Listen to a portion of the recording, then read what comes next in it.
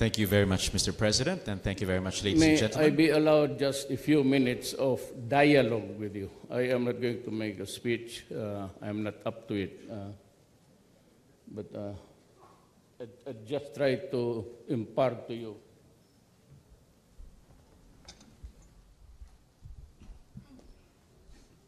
Well, as usual, this is a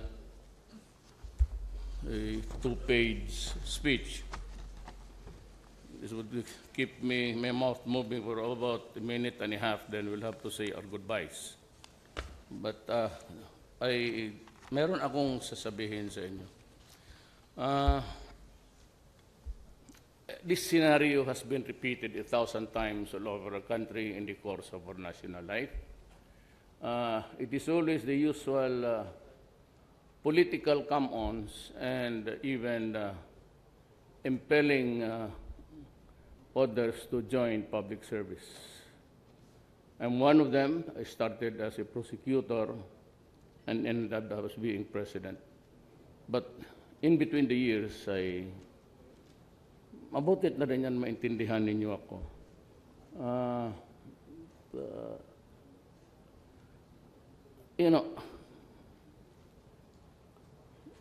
Ito pagtakbo kasi ng presidente, ayaw ko talaga.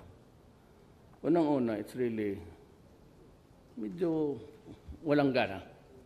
Having been mayor for 23 years, congressman for 1 term, vice mayor to my daughter for 1 term, mukhang sawa na ako. And all the accolades and applause at this time to me does not really count. Tapos na ako dyan. Ang problema kasi ganito. This is a sin. Even I remember, my father was governor, but when he was in between the years also of his governorship, every time that he was egged to run because he wanted to retire. Kasi nga ang sweldo maliit masyado. And Mindanao was booming and the opportunities were there to grab. But ang akin naman, I remember, I was not vacillating actually. Hindi ako mainit na tumakbo. Yung mga tao ko, ang sige daldal. Pero ako, as I just said that, I am old, I'm 72 now, and I do not have the money.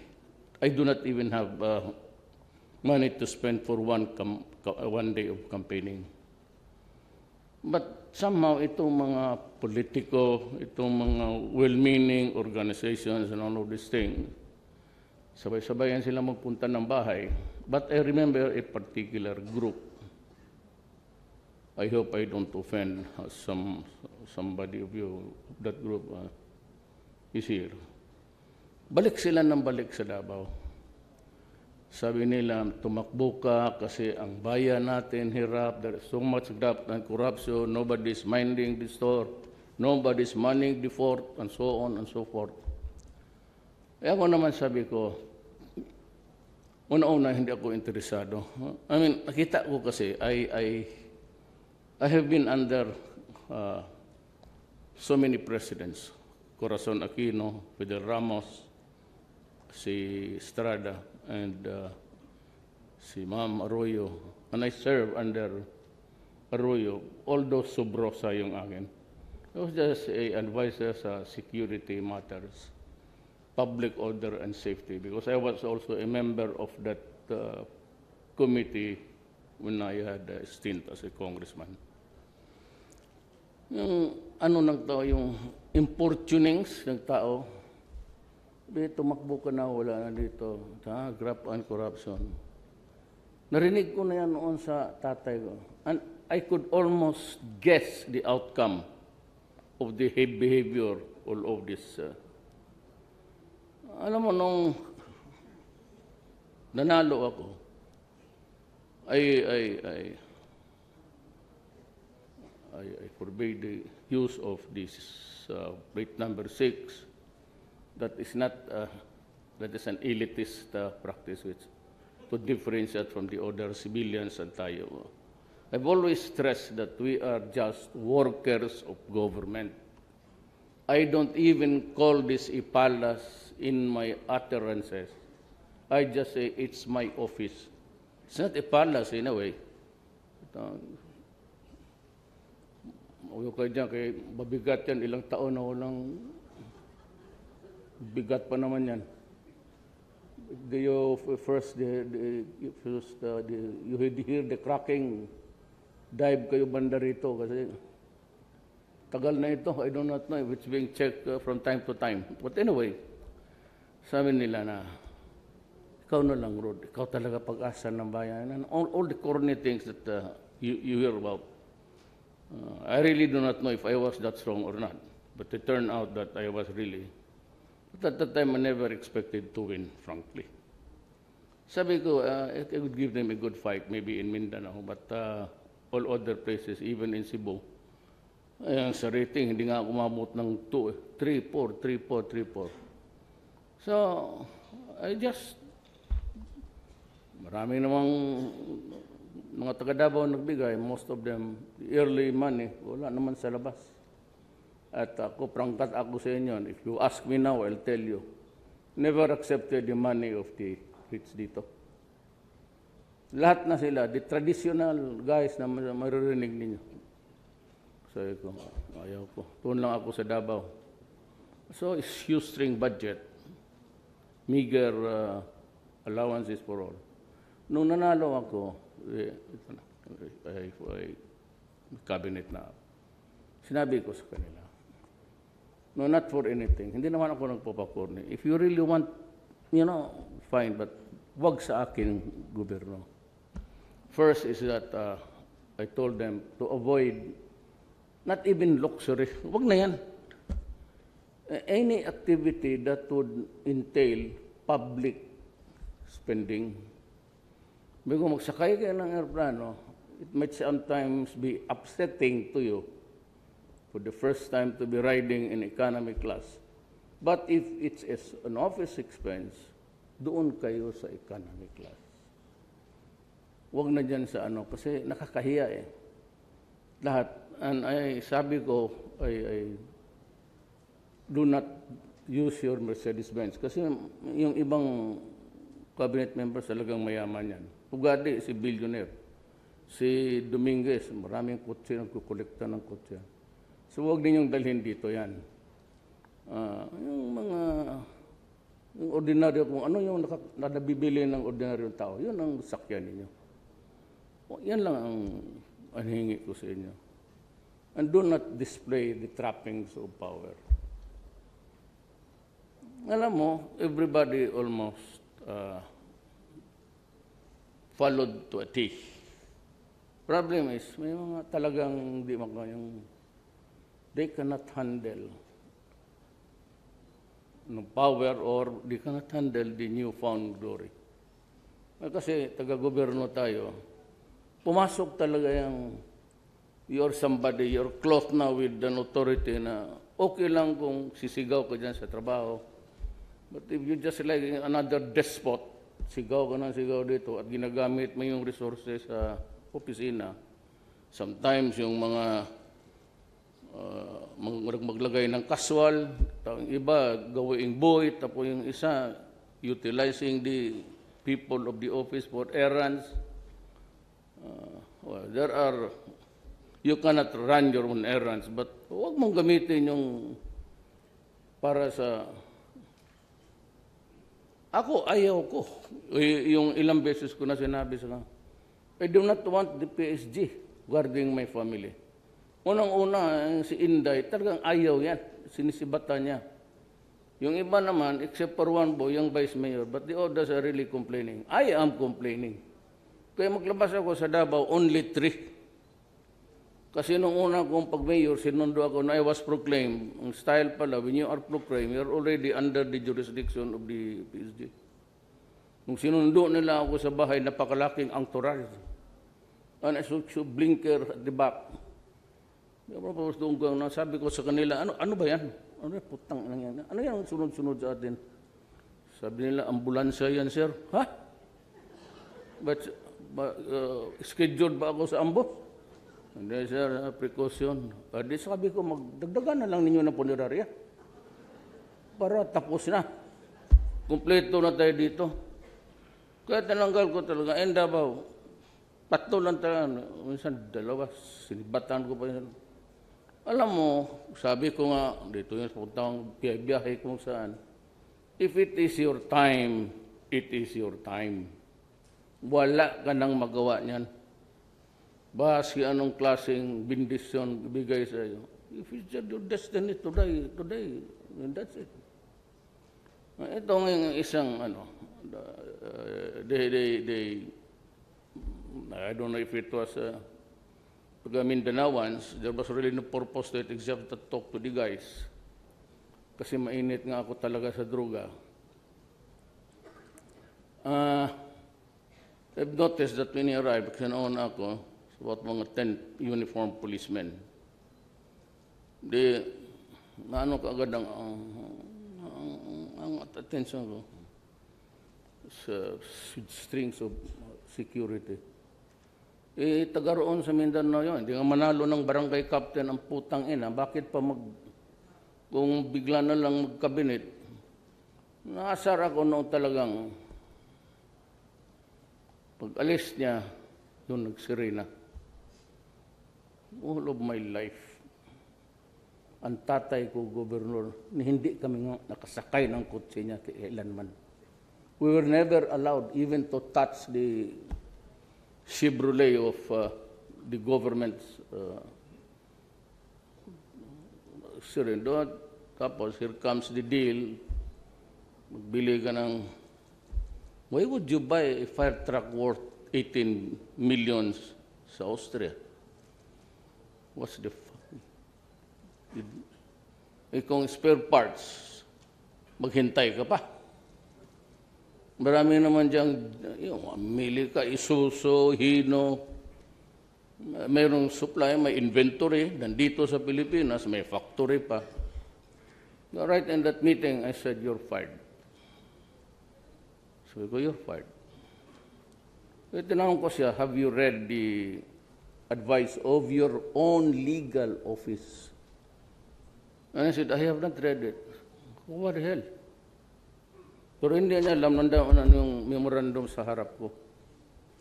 Sa telepon ng isang cabinet member, pinasa.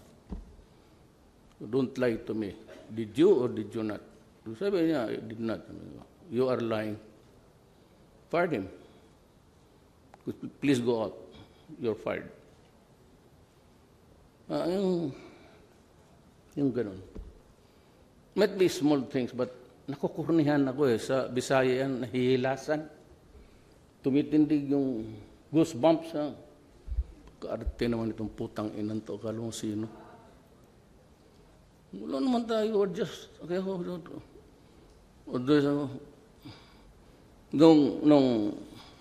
nung vice mayor ako, I changed the rules sa Davao. We never called your honorable first district councilor. So just address yourself as Mr. Sa aking panahon, wala yung honorable. Honorable, hindi ka nga manalo-nalo ng eleksyon dyan, hindi kita kinarga. Pagkakurunin ninyo. Honorable. May I ask a question? And if Mr. Villarica is ready to answer? Gano'n. So, Mr. ano ba yung sa... Kaya gago yung mga marami akong nakita mga judge.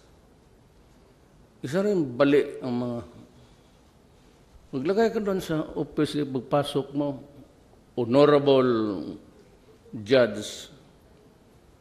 Tapos pag yan, honorable. Magpirma ng memo, dear Mr. Signed, Honorable Rodrigo Duterte. Sabi ko, Mayor ako, who told you to use the word honorable? Ako? Magpipirma ako, honorable. Ako ang magtawag ko sarili ko na honorable? Kung in-address ako, Honorable Councilor Rodrigo Duterte, Honorable then signed. Pero nung ka na ikaw ang magtawag, the protocol of good taste. You don't address yourself honorable, tapos ikaw ang pipirma. Signed, honorable. Kita mo, sa punerarya, lahat namatay. Talagang mga military. Lahat namatay. Padala ko ng bulaklak. Kung may makita ka ba, President? Tanungin mo, baski sino. Magpadala mo ako ng bulaklak sa lahat. Mga sundalo ko yan mga pulis ko. Kasi at this time, talagang pamilya ko yan. Alagaan ko. When I send flowers, baski sinong patay dyan, no official. Rodrigo Duterte lang yan. Rodrigo Roa Duterte.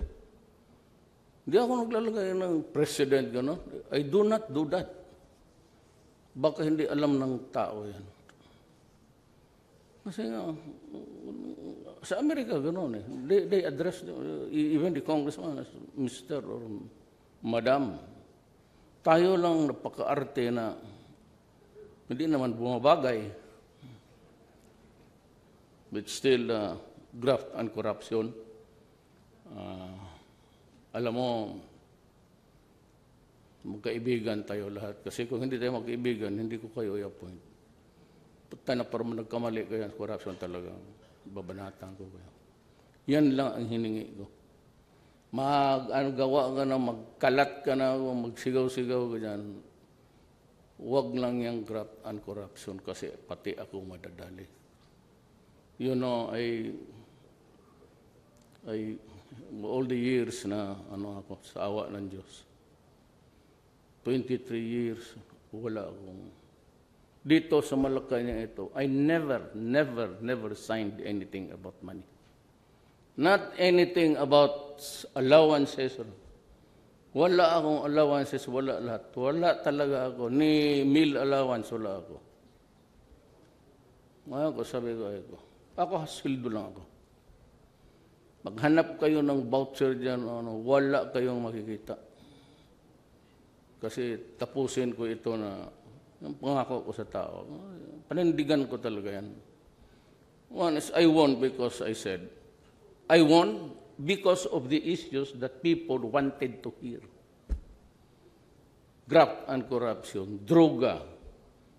Tapos ito ngayon, there's a resurgence of drugs again in this country. And it emanates from the national penitentiary. Just like any other drug-ridden country, ang nagdadala ng droga nasa loob ng munting lupa. Ngayon, ganun na naman. There was a 400 kilo rocos. So somebody was killed about 5 days ago sa munting lupa. The reason for it was the outside operation of that particular transaction na nagkautsuhan na naman. Butit itong mga... Hindi naman, baka ako na naman ang... Because pagka-drugs, ang patay, akin. Basta yung nagdodroga, namatay ng kidney failure o heart attack o akin yan. Di okay. Walang problema. Kasaya ko na lang. Now let me respond to si Ombudsman ba, Conchita Morales, blew her top and castigated me publicly for just mentioning killing the criminals. And in one publication, hindi ginamit yung correct statement. I never said kill people. Kill criminals. When I was mayor, ayan man silang mga military, magtanong kayo, ayan, dyan si Danny pati, magpunta, kilala man nila ako. Sa Davao, sinabi ko talaga, if you destroy my city, I will kill you. And if you destroy the young of this community, I will kill you. So kung ilunong mo sa droga yung mga anak namin, papatayin ko talaga. Ano ulit siya? Galit ako sa droga kasi nakita ko ang gaano ka lala ang bayan. Noon, hold up dito, rape ng bata. O, ginawa pa ng, may isa pang ulol na, ginawa uli. Then Conchita said, yung kill, goaded is mukhang tinutulak ko to kill people. Abogada naman sana ito. Now, Ombudsman Morales, find me a law which says I cannot threaten criminals with death. Find me a law which would bar me from saying, I will destroy you if you destroy my country. Because if you can do that, I will step down tomorrow. Bigay mo lang sa akin. Ang bunganga mo kasi, do not be the conscience of the community. Hindi mo nga alam, bumalik na yung droga. All you do is to say, bakit yung ombudsman hindi corrupt? Putang. Tanungin mo ka yung lahat ng nagkaroon ng kaso dyan. Better take care of your own ombudsman. I had dealings with them when I was a prosecutor. My God. Baka nga masyadong kiling-kiling. What is your, since when did you anoint yourself as the spokesman for the criminals? Sabi kong bunganga mo. Rindahan mo yung bunganga mo kaya may problema. Totoo, galit talaga ako. Sinong magalit? Tignan mo ngayon, bumalik naman. Saan? Doon sa prison natin. Ang mga prisoners dito sa Pilipinas are destroying their lives while they are in prison. Ma'am, kayo, ombudsman, ilang beses na dadaan, prosecutor ako. Alam mo, pag sinabi ng mayor, kinig ka, baka hindi mo ito alam, pag sinabi ng mayor, pirmahan mo yan, pipirmahan ng treasurer yan. Pag sinabi ng property officer ng mayor, pirmahan mo yan, pipirmahan yan. Ang chief of police, pag sabi ng, gawin mo, yes, sir. Walang choice yung mga yan eh. Tapos ang mga mayor, na-corrupt. Tapos ang demanda mo, lahat, ang nakukonvict. Those who are, mapipriso, ang auditor, ang treasurer. So kung magpunta ka niya, kita mo yung mga barong na punit-punit na, tapos magsabi siya, nag-utang pa kami sir para ayusin mo yung ombudsman mo, kala mo, santo kayo dyan. Do not play God and shut up. Wala ka namang batas, ibigay mo na sa akin. Abogado ka. Ako, ordinaryo lang, 75. Pero alam ko ang batas ko, ikaw dumating ka pa ng Supreme Court, di mo alam yan. Mahiya ang sarili mo. Ako nagpipigil ako kasi your brother is my balae. Buti alam ng tao yan. Pero kung gano'n ka nakita mo ang sitwasyon, tamba sa Marawi. For 1 week. Alam mo, may marami akong pinsan doon. Lanao del Sur, hindi Lanao del Norte. Alam ng buong Pilipinas, sila yung nagsasabi sa akin. Kaya weekly nagsasabi ako, do not force my hand into it. Di ba narinig ninyo? Every week, I was mouthing that phrase because it was getting critical. Ganun yan. Hindi mo lang alam ang problema ko. I have lost so many soldiers. Police. Madam Police. Nung isang araw, mayroon niyang every week 2-3 police na pinapatay sa drug operation. You kindly read the newspaper or get it from the statistics of the Philippine National Police. Huwag ka magpahirok gaya ng iba. Hirap na nga ako dito. Gusto mo pa mag-Obama ka? May trabaho ako. Ang trabaho ko, bayan ko. Para sa bayan to. Hindi ito para akin. Wala akong nakukuha. Putang inang bayan to. tinatayo ko yung pagkatao ko, bayan. If you do not like it, I'm sorry. Kanya-kanya tayong style. Ilocano kayo na yung ugali ninyo. Pwede, inyo yun. Paway, iba yung akin eh. Danaw ako, pati lanaw.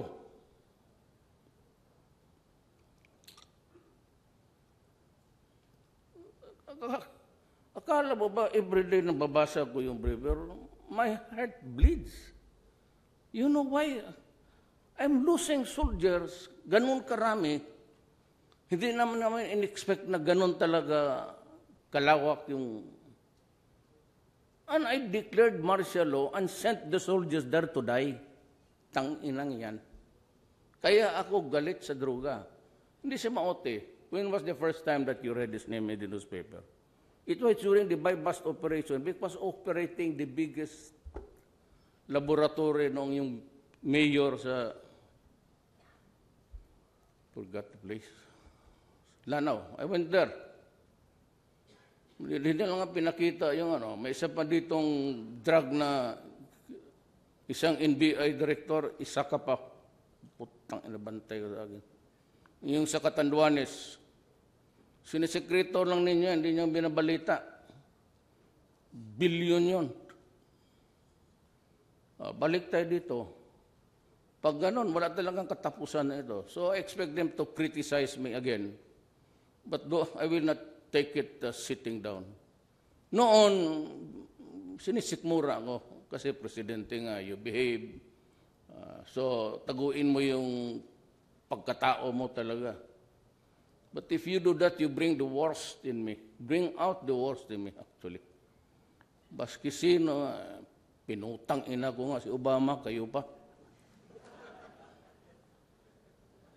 Isa pa yun. Grabe ko. Look, kayo, you were jumping with joy. I was criticized by itong commission, yung pati si Obama. Then my friend Trump, wala rin pinagkaibar sa ugali ko pala. At saka yung sabi rape. Hindi ako nagdo-joke noon, it's Malacanang. Sino sabi na rape joke? I was not joking, Madam, you listen to the original speech. I was mentioning to the group that day what happened in Bulacan, na pati yung isang tao na bata, pinakialaman pa, pinatay, and rape. Kaya sinabi ko, you know, even if you rape a 1-year-old or a Miss Universe, just the same, you will lose your balls and I'll kill you. What's wrong? Why do you say I'm threatening people? Ikaw lang siguro. Ikaw pag law-abiding ka, itong ating bayan ngayon, you are doing things all right. I am the least of your worry. Pero kung may mga lalo na sa mga may hirap, kasi disadvantaged, that's the word for them, and it is so very appropriate. Itong mga may-ari ng newspaper, kala mo sino, kung mag-editorialize sa amin yung mga taga-gobyerno, magnanakaw ka, ganun litse ka. Kayo, you have hostage a government property for so long a time and collected the rentals there. That is swindling. Magtanong ka ng abogado. It has reverted back to government when the lease ended. So any amount that you collect dyan sa properties na yan should be surrendered to the government, to the national treasurer, because that is public money. So ilang taon na, mabot na ng billions. Itong inquirer ngayon, paano how can you criticize me for what? Corruption? Pera? I'll bet your piso lang kayo. I'll pay you, may makita ka na may ninakaw ako dito di kutsara. Pero kayo kung magsalita, mag-editorial, kayo pala yung magnanakaw. Yung ABS, ganun rin.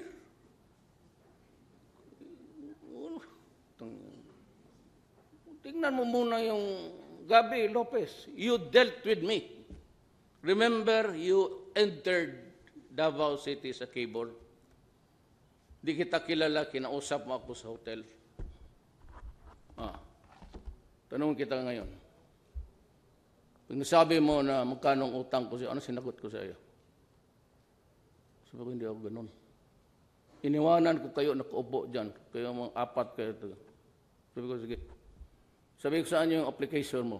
Pinakita mo sa akin. Sabi niya, ito, isasubmit na namin. Clearance mo lang para, kasi kaibigan mo rin yung mga may-ari. Tangina ko yan. Pirmahan ko. Tangina ka.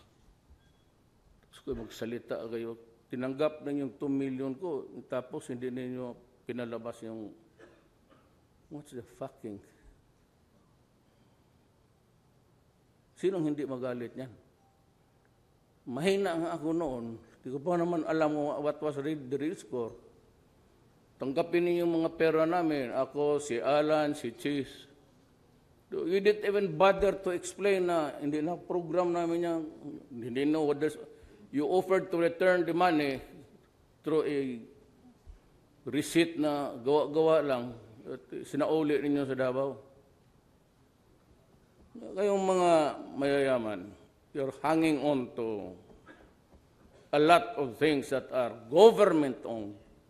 Kayang mile long, isurrender mo yan, kasi ipagbili ko yan, gawain ko, I promise you, I will build as many houses as the money can accommodate.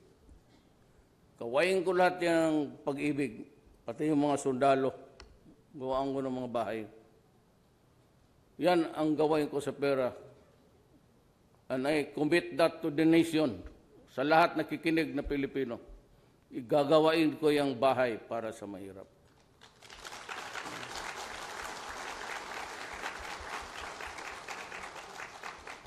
Ako, mahirap, mayaman, huwag ka na magtanong. Don't bother. Wala rin mangyari. Pag sabi ako mahirap kayo, hindi ka man maniwala. Magsabi mayaman ako, sabihin ko din, ninakaw ko. Para tayong gago nito. Bakit? Kayo, you are enjoying the fat of the land, of the people's sweat. Tsaka yung mga bayad kayo ng taxes, anak ng wait, bayad kayo. Kaya ako nagabayad ng kami at source. Kayo, wala na kayo at source. Bigay ng sweldo mo, tanggal na yan. So, gusto ko lang magklaro dito sa Pilipino. Sabihin niyo, bastos ako. Bastos ako magsalita. Totoo yan. Hindi ako pang-presidente. Hindi. Don't bother. I do not say it. I'm just a government worker. Pero wag ninyo akong sabayan ng mga kalukuhan ninyo. You goaded to kill people. How? Alam naman ng buong bayan, alam mga ng bata, ang tinitira ko yung mga kayo magnegosyo kayo dyan sa ABS ng Cebu. Ubos kayo lahat, tingnan nyo. Para lumabas talaga ang totoo. Bakit ko taguin? I said, ginagawa ko ito para sa bayan ko. You know, sa dormitoryo namin, meron doon, and it says, expect to pass through this world but once. Any good, therefore, that I can do, pati na kayong putang inong mga doon, or any kindness that I can show to any fellow creature, let me do it now. Let me not defer or neglect it, for I shall not pass this way again. Yan ang ano ko. Kaya if I can do something evil because you're doing evil, yan ang mahirap sa itong mga kriminal. Akala nila sila lang ang marunong, sila lang yung may evil mind. Putang ina, I can match your insanity also. If you can, kaya pagsabi punta ka doon, why are you here? I came here to die. kasi sila pumunta doon, gusto mamatay. Di, sige. Ako, I read every day. I just read it, the Ecclesiastes 3. You go to a place to die, Ecclesiastes 6. There is always a time to be born and a time to die. Sabi ko, any day is a good day to die. Wala man tayong problema. So, kung we deal with life and death, the moral side of everything, and those who cannot do it because hindi ninyo kaya. Ako, ang oath of office ko, pati inyo, ganito yan. Mataas yung binasa ninyo.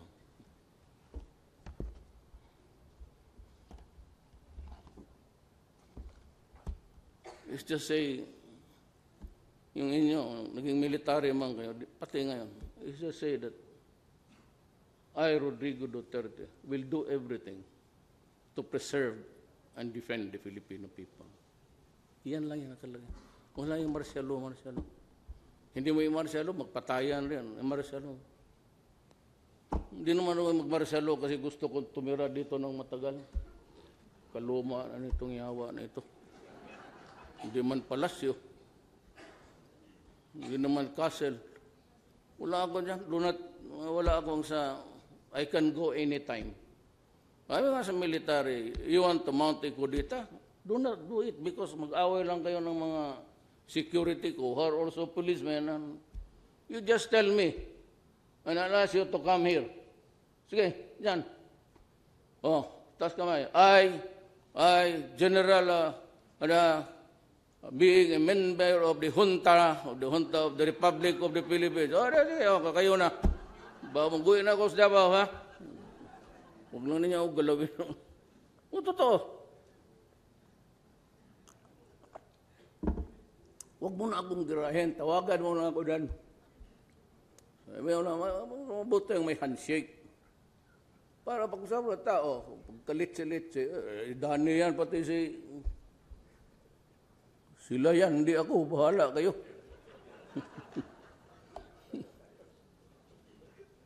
Ganun lang yan eh. But there are some basic fundamentals that we have to agree on. First is talagang, I do not want corruption. Pag nandiyan sabit ka talaga, away tayo. Second is, just follow yung hilas ko, yung luxury, tapos magbili na kayo ng kotse ngayon, yung parang yung ginagawang taxi. Taguin mo lang yung pera. Mariusip. Total, marami mo na kapag grandsons and granddaughters to worry about. Lalo yung anak mo, tarantado, drug addict, napatay. Just keep your money, do not display it in public. We live, since we are really poor, kasi kung mayaman naman kayo, hindi na wala naman kayo dito, we need something to do while you are magsama tayo and let's build. Sabi ko nga, their worry is about to ombudsman, human rights, me, I have to build a nation for the next generation. I cannot pass it with itong puro katok na mga tatay, nanay nila sa droga. Mahiya ako magsabi, the next generation, ito ibigay ko sa inyo. But I live with the thousands of addicts, kay 4 million na. Binibiro kasi nila eh. They take it ever so lightly, yung addiction na umabot na ng 4 million. That is destructive to the nation. Never mind my mouth. Look at the country and what is going on. Maraming salamat po.